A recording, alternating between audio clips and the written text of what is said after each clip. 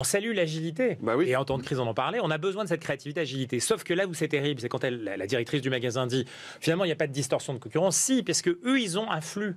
Donc, le confinement, ce qui est terrifiant, c'est de bloquer tous les flux. Et c'est une des raisons du confinement d'ailleurs. Les flux de déplacement, les flux d'argent. Bon.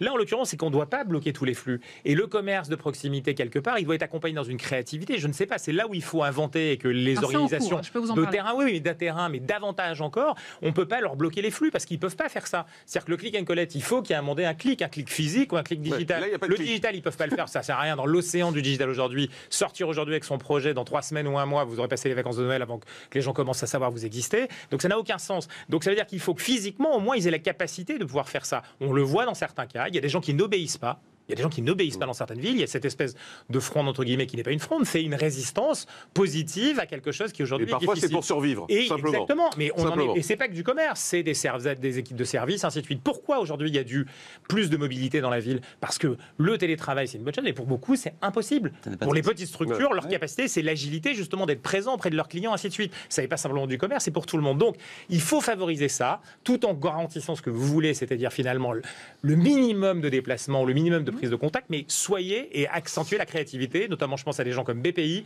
qui doivent aujourd'hui arrêter avec leur capacité à contrôler en amont l'innovation et de jouer beaucoup plus large comme les autres pays font. Juste Rodolphe Granier, vous vouliez parler justement de